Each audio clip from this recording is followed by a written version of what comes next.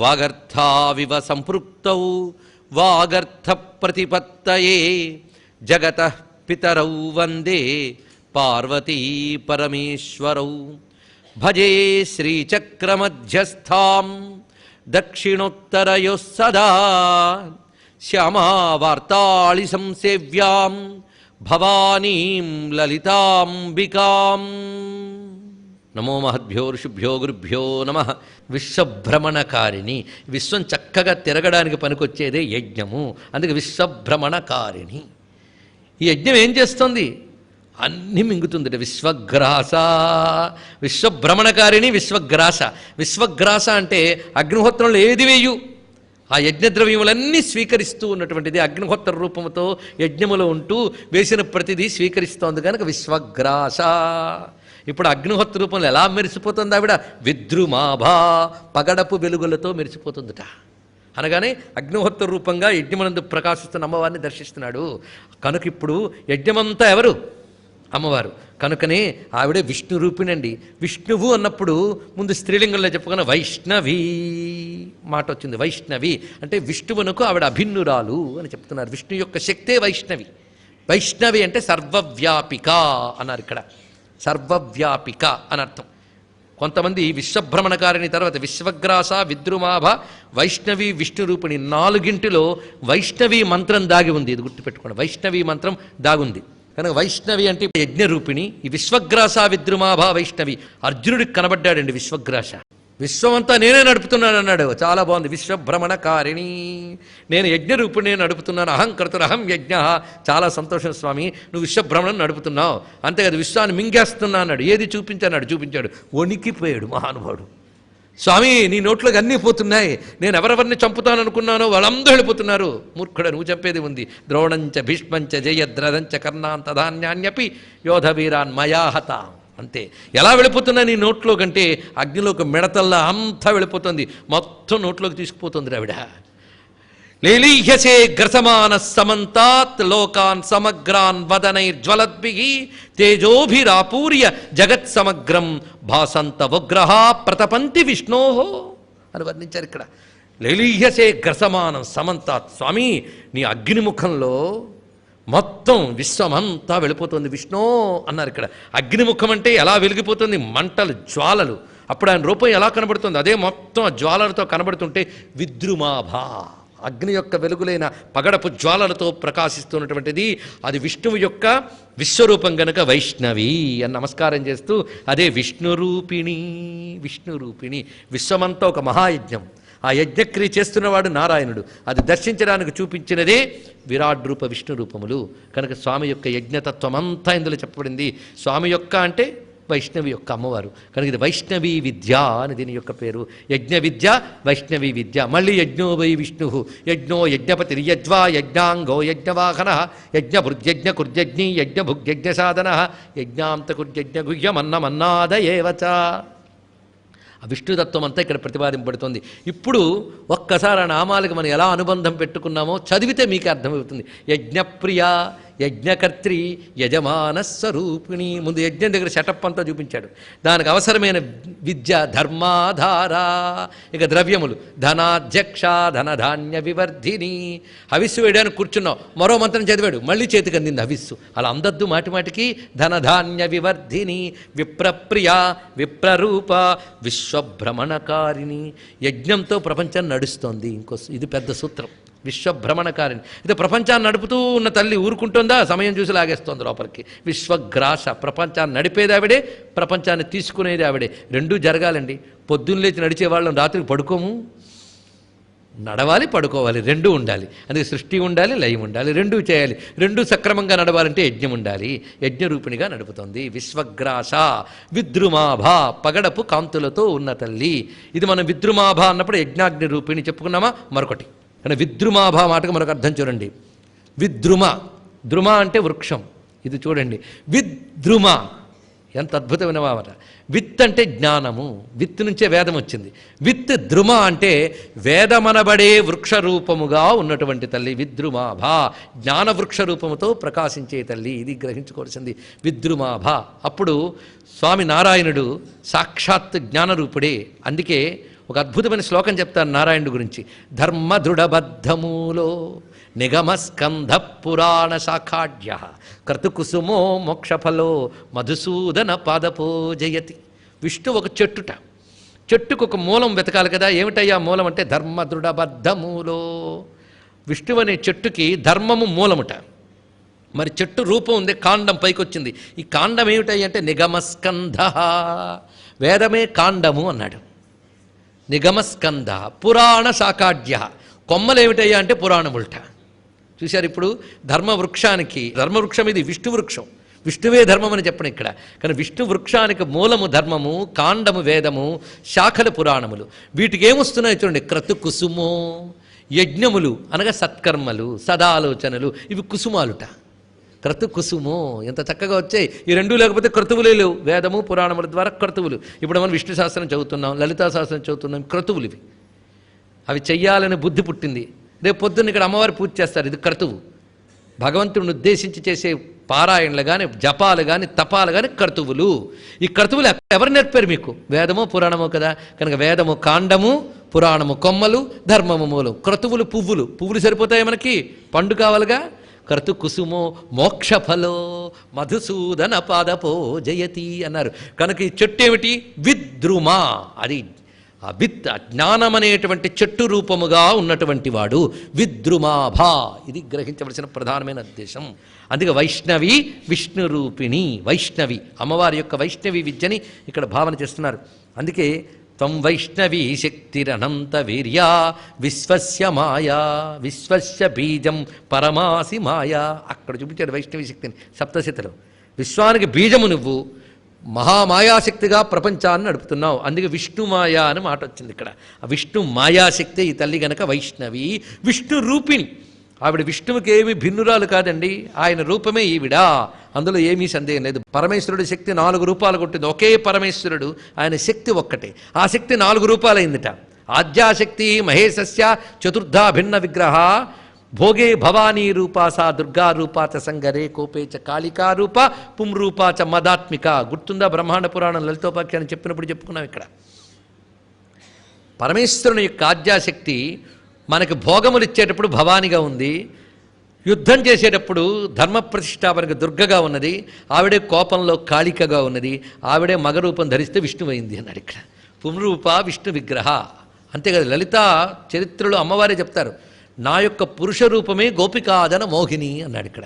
గోపీజనుల్ని మోహింపజేసిన కృష్ణుడు నా రూపమే అన్నారు ఇక్కడ. అలాగే కూర్మ పురాణంలో సహస్రమూర్ధానమనంత శక్తిం సహస్రబాహుం పురుషం పురాణం శయానమబ్ధౌ లలితే త్వయేవ నారాయణాఖ్యం ప్రణతోస్మి రూపం. అమ్మా, సహస్రమూర్ధములతో విశ్వరూపుడుగా ఉన్నటువంటి నారాయణుడు నువ్వే.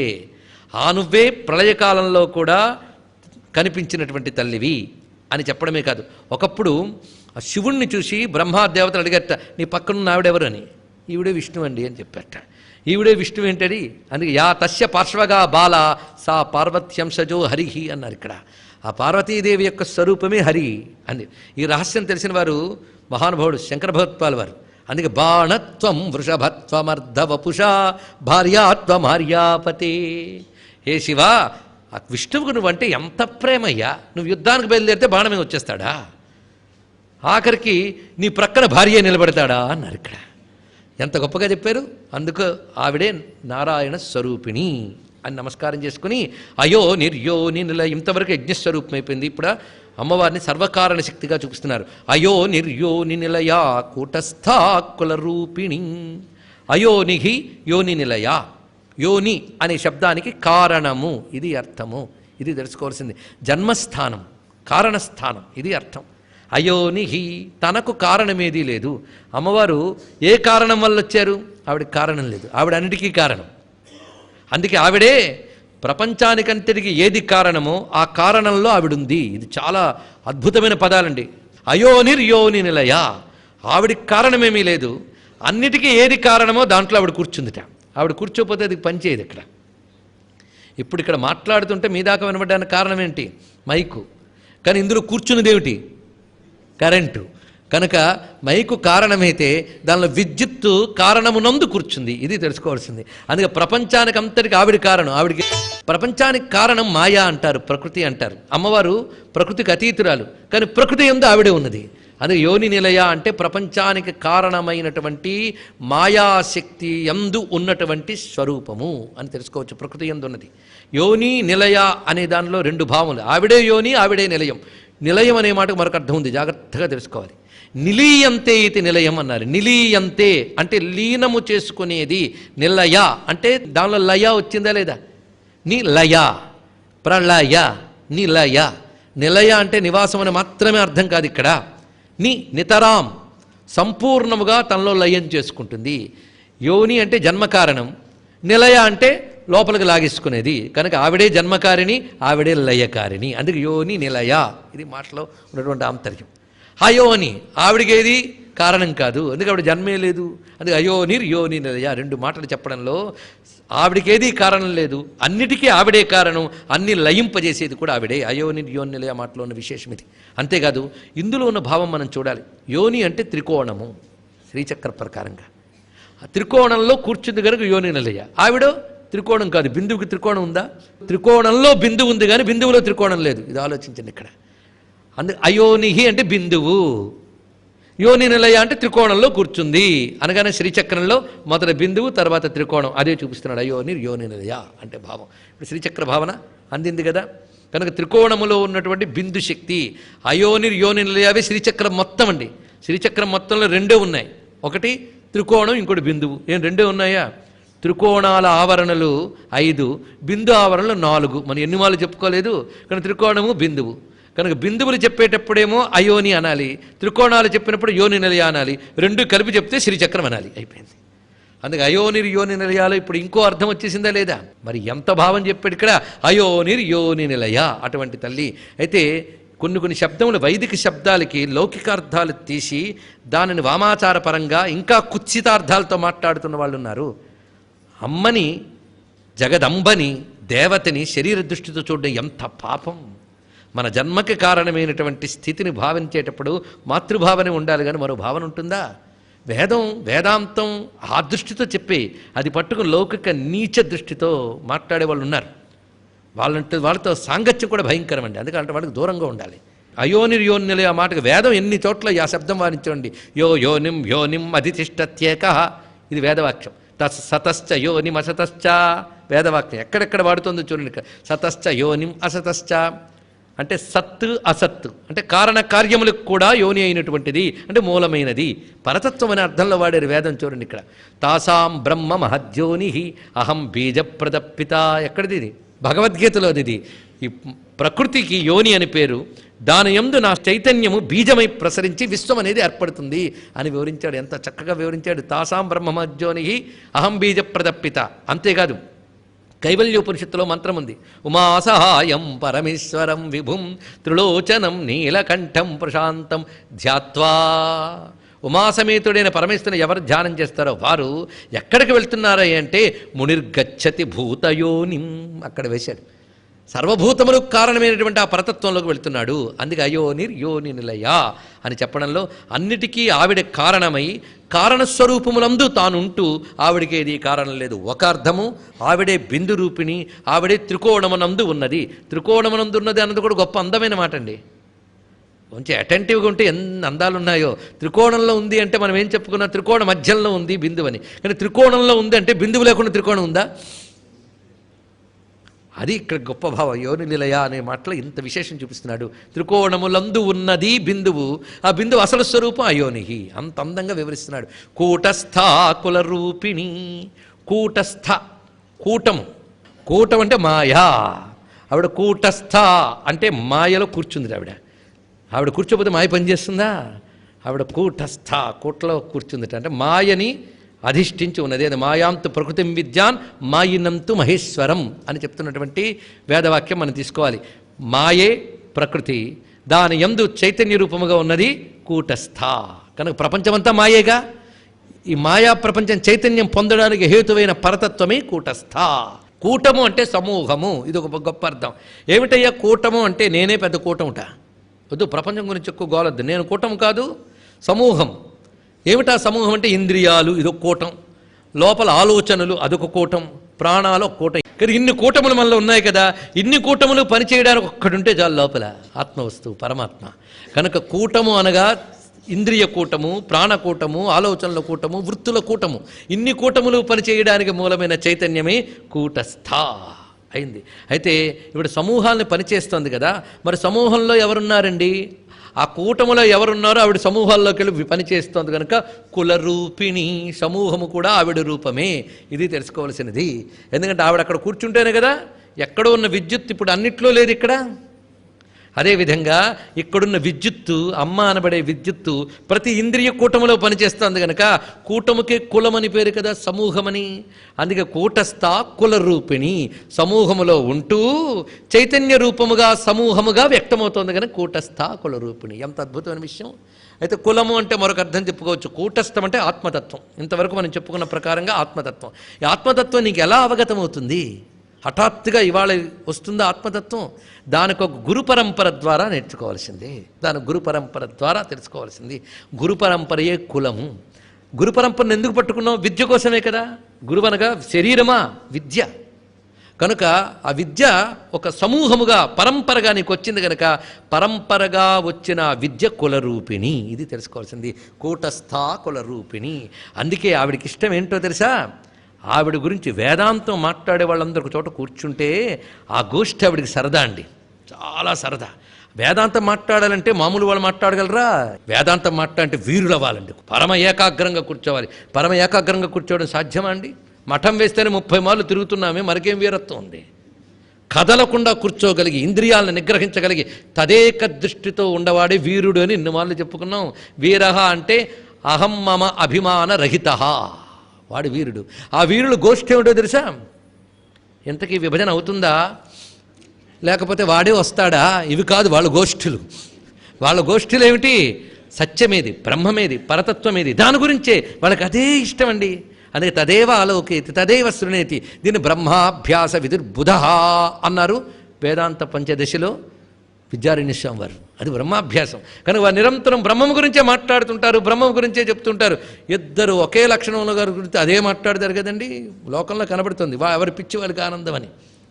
ఏదో మనతో కూర్చుని నాలుగు ఏదో వచ్చాడు కనుక ఆధ్యాత్మిక ప్రశ్న వేశాడు కానీ వాడి పక్షే మరొకటి వచ్చాడు అనుకోండి, ఇద్దరు కలిసి ఎగిరిపోతారు ఎక్కడికో. ఇక్కడ వేదాంతం ఉండదు. ఎందుకంటే ఒకే లెక్కలు ఉన్న పక్షులు ఒకేలా ఎగురుతాయని చెప్పారుగా, అదే ఇక్కడ తెలిసిపోయింది. కనుక వేదాంతము, జ్ఞానము, అమ్మవారి తత్వము, వీటితోనే ఎప్పుడు అనుసంధానం చేస్తూ సాధనలో పూర్ణ దశకు చేరిన వాళ్ళని వీరులు అంటారు. ఆ వీరులు కూర్చుంటే ఏం మాట్లాడతారండి? అంతర్యాగం అంటే ఏమిటి, బహిర్యాగం అంటే ఏంటి, బిందువు అంటే ఏమిటి, త్రికోణం ఏంటంటి, అమ్మవారి లీలలు ఏమిటి, ఇవే మాట్లాడుతుంటారు కదా. ఆ మాటల్లో ఎవరున్నారు? మద్భక్త ఎత్ర గాయంతి తత్ర తిష్టామి నారద. అందుకే భగవంతుడి గురించి, భగవతత్వం గురించి చర్చించుకుంటూ ఉన్నటువంటి భక్తులు ఎవరైతే ఉంటారో వారి గోష్ఠి చూసి ఆనందిస్తూ ఉంటుంది తల్లి. చర్చ చర్చ, విచారణ విచారణ. అందుకే వీర గోష్ఠి. సాధకులైన వారు, జ్ఞానులైన వారు, యోగులైన వారు చేసేటటువంటి భగవత్ సంబంధమైన చర్చల పట్ల ప్రీతి కలిగినది. ఎందుకంటే ఆ వీరత్వం ఆవిడ రూపమే. వీర గోష్ఠి ప్రియ వీరా. ఆవిడ వీరురాలండి.